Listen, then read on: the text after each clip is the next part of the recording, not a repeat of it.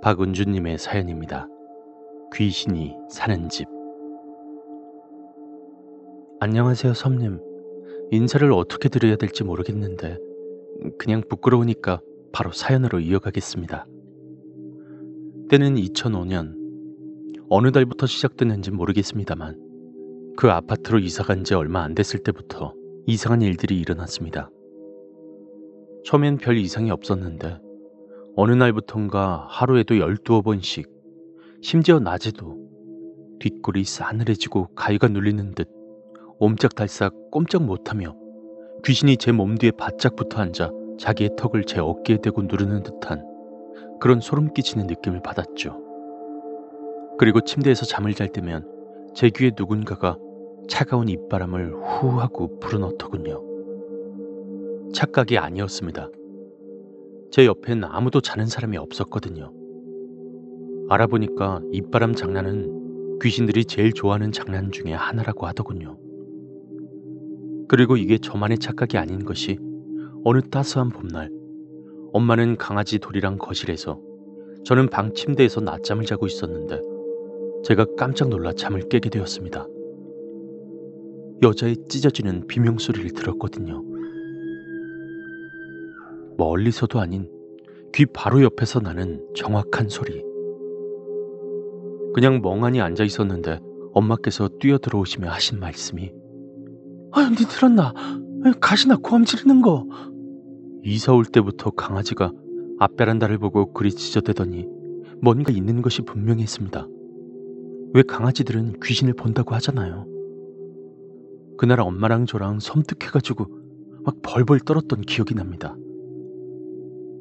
그래도 그냥저냥 지내고 있었는데 결정적인 사건이 하나 터졌습니다. 그때는 여름밤이었어요. 어머니께서는 선풍기를 틀어놓으시고 거실에서 주무시고 계셨고 저는 안방 침대에서 자고 있었죠. 저녁에 잘 때에는 괜찮겠지 하는 마음으로 자리에 누웠는데 한 2시쯤 됐나? 자동적으로 눈이 딱 떠졌습니다. 누가 깨우지도 않았는데 그런 순간이 있잖아요, 왜? 어머니 코 고는 소리가 규칙적으로 들리고 조용했습니다. 그래서 다시 눈을 감았는데 얼마나 지났을까? 발 밑에 매트리스가 울렁울렁거리는 느낌이 났습니다. 전 혹시 강아지가 침대에 올라오려나 보다 하고 애기야, 엄마 곁에 가서 자. 여긴 침대가 높아서 떨어지면 너 다쳐.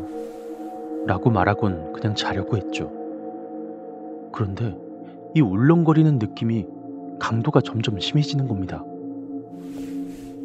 강아지의 힘이 아니었습니다, 이건. 순간 섬찟한 느낌이 들어서 눈을 살짝 뜨고 제 발 근처를 내려다보니 맙소사, 하얀 소복을 입은 그 무엇이 침대 아래쪽에 모서리 방바닥에 앉아 침대와 매트리스에 온몸을 기대곤 양팔을 번갈아 휘두르며 제 발목을 잡아채려고 난리였습니다. 그 팔의 움직임 때문에 침대가 울렁거린 거였더라고요.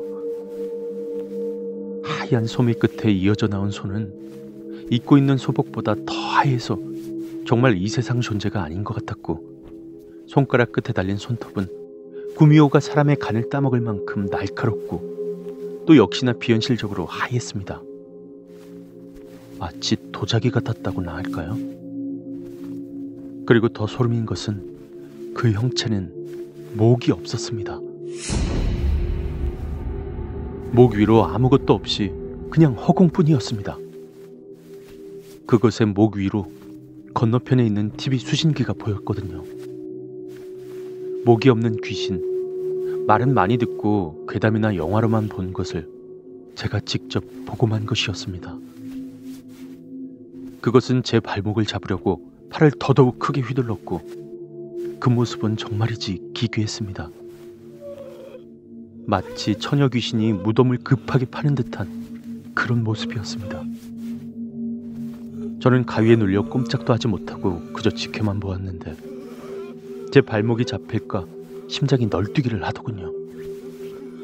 공포영화에서 귀신 보고 깍 하는 거? 그러면서 도망가는 거? 순 엉터리라는 게 실감났습니다. 아니, 몸이 전혀 움직이질 않더라고요. 그냥 쳐다만 볼 수밖에 없어. 쳐다만 보는 거죠. 겁에 질린 저는 눈을 질끈 감았다가 뭔가 조용해지자 다시 눈을 떠보았는데 그 잠깐 사이 그건 사라지고 없었습니다. 그 후로 제 몸 건강 상태가 악화되는 듯 하더니 어느 날 눈이 하루아침에 안 보이기 시작하다가 깜깜 절벽이 되더군요. 한순간에 시각장애인이 되어버린 거죠. 몇 주일을 지나며 회복이 되다 다시 안 보이고 다시 회복되다 안 보이고 안과에 가보니 망막 안에 출혈이 생겼다고 합니다.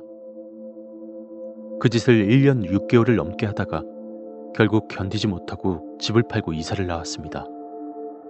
집에 있으면 종종 눈이 따끔거릴 때가 있었는데 제 생각엔 그 소복 귀신이 그 기다란 날카로운 손톱으로 제 눈을 심심하면 찌르는 장난을 하지 않았나 싶으네요. 묵주를 손에 칭칭 감고 자도 또 로사리오 기도를 20단 넘게 바치고 잡아도 제 신심이 굳건하지 못해서인지 아무런 소용이 없었습니다. 그런데 신기한 게 이사를 나오고 나서 지금까지는 아무런 이상 없이 살고 있다는 겁니다. 백주 대낮에 그 섬뜩한 가위눌림 현상도 사라지고 여자의 쇳소리 같은 비명소리와 입바람을 부는 장난도 그리고 그 소복 귀신도 종적을 감추고 거기다 망막출혈도 더 이상 일어나지 않고 멀쩡히 이렇게 살고 있답니다. 이사를 나와 나중에 알고 보니 현관문과 화장실이 맞바로 보이는 구조가 음기가 엄청 세다는 이야기를 들었습니다. 그리고 가구 배치를 방 출입문 바로 앞에 침대가 있는 구조로 배치하면 안 된다고 하네요. 그 옛날 왕가의 무덤 석실 구조가 딱 이렇다고 합니다. 현관과 화장실이 바로 보이는 구조는 중문을 설치하거나 또 그렇게 안 된다면 현관문 안쪽에 풍경이나 종을 매달아 때때로 소리를 내서 나쁜 기운을 몰아내라고 조언을 받았습니다. 지금 저희 집 현관엔 중문이 있고 쪼로롱하고 쾌활한 소리가 나는 종이 매달려 있습니다. 드나들 때마다 한 번씩 손으로 쳐서 울리죠. 현관과 안방이 마주 보이는 구조에선 도둑이 많이 든다는 속설이 있는데 이렇게 해놓으면 나쁜 기운이 없어진다고 합니다. 그리고 전에 살던 집에 저희가 이사 온 뒤에 새로 오신 분들은 불심이 엄청 세신 분들이라 하던데 그분들은 귀신쯤은 거뜬히 이기고도 남으시겠죠?